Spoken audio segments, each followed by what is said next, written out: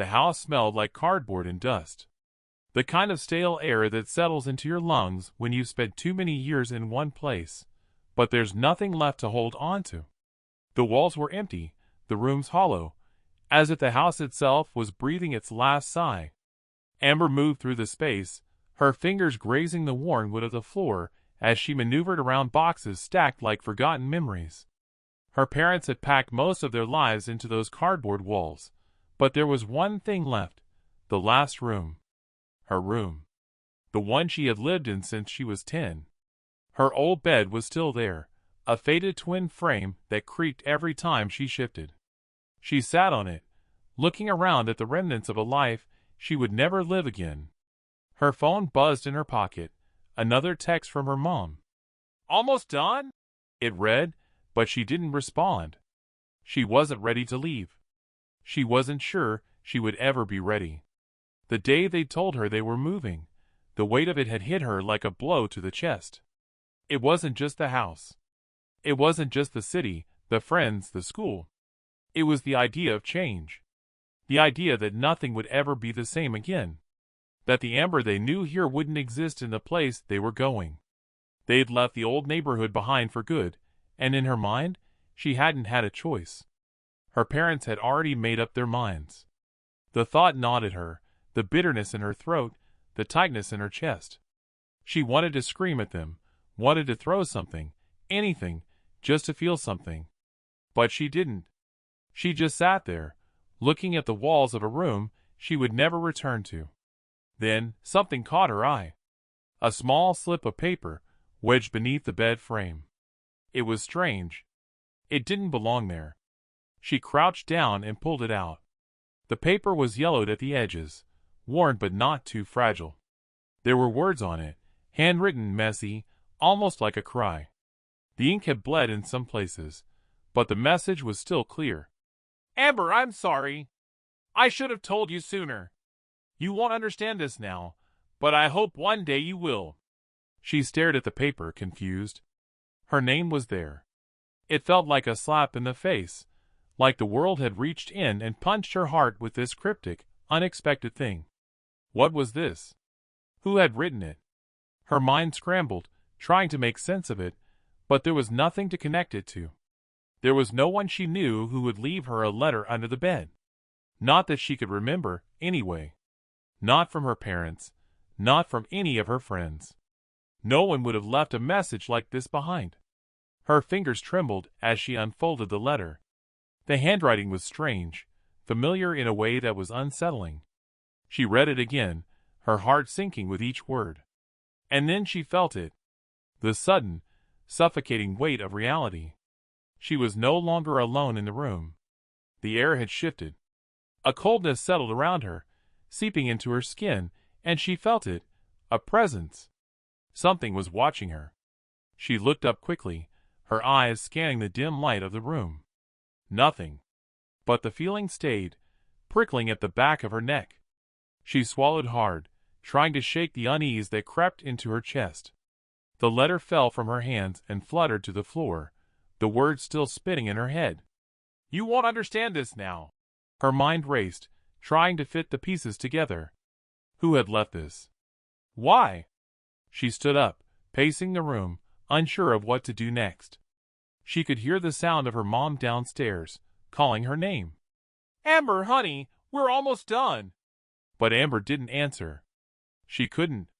The letter had already taken hold of her, wrapping itself around her like a shadow she couldn't escape. It felt wrong, like a puzzle piece that didn't fit, a truth she wasn't ready to know. Her fingers grazed the edge of the paper again, trembling as she picked it up. The words seemed to haunt her. There was something about the way they were written, something desperate, almost pleading. Her heart pounded in her chest as the air grew heavier, and suddenly, she wasn't sure if she wanted to know the truth. The weight of the letter, the weight of the message, felt like it was pulling her into something she wasn't prepared for. She crumpled the paper in her hands, ready to throw it away, but before she could, a voice, soft, barely a whisper, rang out from the shadows. "I'm sorry." Amber froze. Her eyes snapped to the corner of the room. She wasn't imagining it. Someone had said it. Someone who wasn't supposed to be there. The air around her grew colder, the temperature dropping by degrees. Her breath hitched in her throat, a knot tightening. She looked toward the doorway, but there was no one. No one but her. And then she remembered. There was one person. The one person who had been here, in this room, before she was even born. The woman who had lived here, had walked these floors, had left her imprint on every inch of the house. Her grandmother. The woman who had raised her mother. The woman who had been gone. Gone for 5 years. But the way the air hung thick, the way the shadows shifted in the room, Amber couldn't ignore it. It wasn't a memory. It wasn't a ghost. It was something real. Something unresolved. She stepped forward, hesitant, feeling the chill wrap around her, the floor creaking beneath her feet. The paper crumpled in her hand. She pressed it against her chest. A chill, the chill that always came with being alone in a house, deepened. It was as if the house itself was mourning, grieving the loss of something it couldn't replace. Her grandmother's presence, her grandmother's voice, the memory was so clear, so strong. Amber shook her head, trying to push the thought away. It couldn't be. Her grandmother had passed away before Amber was old enough to remember her. The letters, the message, the coldness of the room. It was too much. Too much for her to process. She couldn't handle this. Her breath caught in her throat as the room seemed to close in. The door creaked open behind her, and her mom appeared in the doorway, her face a mask of concern. "Amber," she said softly, her voice breaking through the tension that had built in the room. "Are you all right?" Amber turned slowly, her heart pounding in her chest. She tried to speak, but the words caught in her throat. She looked at her mother, then back at the bed, then back at the paper. Her hands were still trembling. "Mom," she whispered, her voice barely audible. "I think I've found something. Something from Grandma."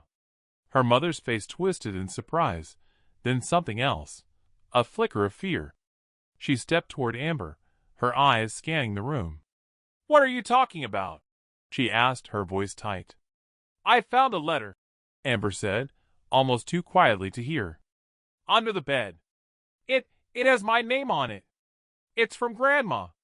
Her mother froze. The color drained from her face. "What?" She walked over to Amber, her steps slow, deliberate.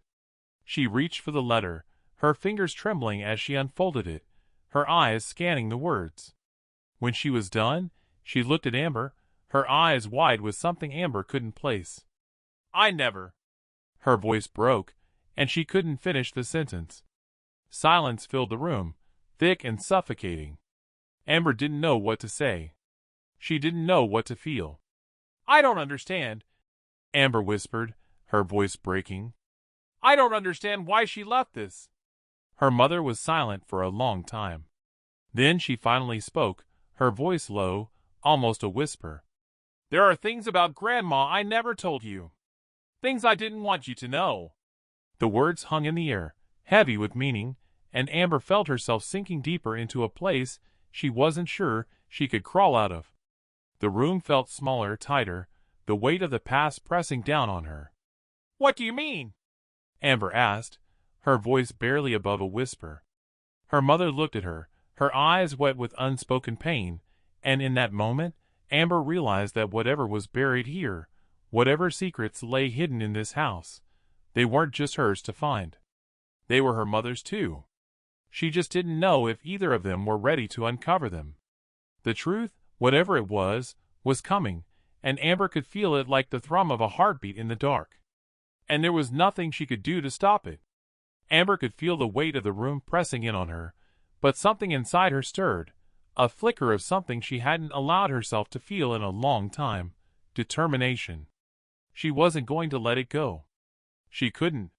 Her mind screamed at her to stop, to leave it alone, to forget the letter and the secrets, to walk away and be normal again, to embrace the new house, the new town, the new life her parents had chosen for her. But every time she closed her eyes, the words on the paper swirled around her, repeating themselves in a haunting loop, echoing in her head. "I'm sorry. I should have told you sooner. You won't understand this now, but I hope one day you will." It wasn't just a letter. It was a cry for help. Amber's hand shook with the intensity of it, the coldness of the room seeming to seep into her very bones, but something inside her was hotter than the chill. Her mother's face had been a mask of fear and regret, but there was something else in her eyes, something she had been hiding. Amber could feel it. She could feel it even now, as her mother clutched the letter in her hands, staring at the paper like it might burn her. "What are you not telling me?" Amber asked, her voice barely above a whisper, but her words were steel, sharp and unyielding. Her mother turned away, and in that moment, Amber saw the truth in her. This wasn't just about her grandmother. This was about the past that Amber's mother had buried, a past that had never been allowed to surface. She had kept it locked away like a dead body in the attic, refusing to acknowledge its existence, but now it was rising. Amber could feel it, the pressure building in her chest, a storm ready to break loose. "I can't," her mother's voice cracked, but Amber wasn't having it anymore. "You have to," Amber snapped. The force of it surprised even her. She stepped forward, closing the distance between them, her voice rising. "Tell me the truth. What happened with Grandma? What is in that letter? What's really in it?" Her mother looked at her, eyes wide with the same fear Amber had seen when she was younger, when something had happened that she wasn't old enough to understand. The silence stretched on, thick and suffocating. Amber felt it, that tension, that pull, like a force of nature pressing them both into the corner. "I can't," her mother said again, quieter now. "I can't." But Amber wasn't listening anymore. She wasn't interested in the silence, the evasion, the years of hurt. She wasn't interested in her mother's pain or fear. She wasn't even interested in the move, or the boxes, or the house they were leaving behind. All she cared about was the letter. All she cared about was the fact that there was a truth buried here, and she was going to find it. "You have to tell me," Amber said again, voice tight, every word a demand. "You owe me that much." The words rang out, heavy and final, and for the first time, Amber saw the wall break. Her mother's eyes filled with tears, and then, finally, the dam cracked. "Your grandmother wasn't who you think she was," her mother said, her voice trembling. "She wasn't a saint. She wasn't perfect. She wasn't even a good mother." The words hit Amber like a physical blow. Her breath caught in her throat, the air around her suddenly thick, as if the very atmosphere had changed. Her mother took a step back, clutching the letter to her chest, her hands trembling with the weight of something she had never wanted to say aloud. "What do you mean?" Amber's voice was hoarse now, desperate for understanding, desperate for clarity. "What are you saying about her?" Her mother's voice faltered. "She was involved in things. Things I couldn't protect you from. Things I didn't want you to know." Amber stepped forward again, her pulse pounding in her ears. "What things?" "Things that would destroy everything you think you know about our family," her mother said, voice cracking. "Things I've spent years trying to bury."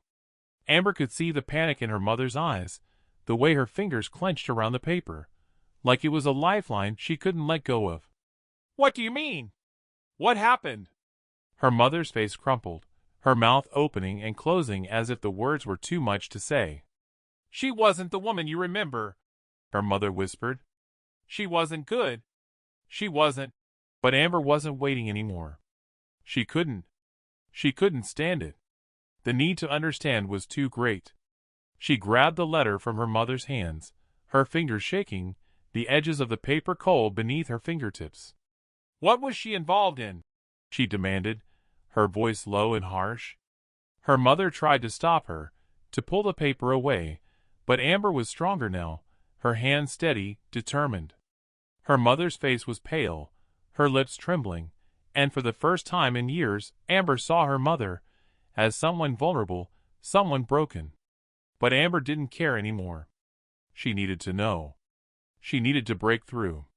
The letter had to tell her something. Anything. She unfolded the paper once more, her eyes scanning the words with an intensity she hadn't felt before. "I'm sorry. I should have told you sooner. You won't understand this now, but I hope one day you will." The same words. But there was more, a scrawl at the bottom of the page that wasn't quite legible. Amber squinted, trying to make sense of the ink stains. And then she saw it. Just a few words, jagged and uneven. "The money! It's hidden! It's not safe! They're coming for you!" The room went cold again. A shiver ran through Amber's spine, her heart pounding in her chest. The weight of the words crushed her. The money? Hidden? Who were they? Who was coming for her? Her mother stepped back, her face pale, and for a moment, Amber could see her as a woman who had been running from something that had come to find them both. "What is this?" Amber whispered, the words barely escaping her lips. Her mother shook her head, her breath ragged. "I don't know, Amber. I don't know what she was mixed up in, but it's worse than you think. Worse than you can imagine." Amber's mind was spinning now, the letter burning in her hands.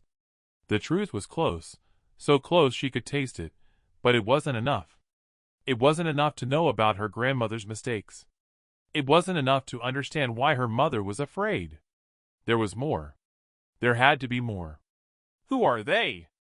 Amber demanded, stepping toward her mother, her voice raw with panic. "Who's coming for us?" Her mother's lips trembled, and for a moment, she looked at Amber like she was a stranger. A long silence passed. Finally, her mother whispered, "The people your grandmother owed." Amber's heart stopped. The world seemed to tip sideways. "You mean she was in debt to someone? Who? Who are they?"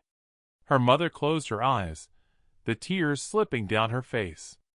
"I don't know, Amber. I don't know who they are, but they'll come for you. They'll come for us both." The room grew colder, and Amber felt her body lock up with fear. There was no more running. There was no more pretending.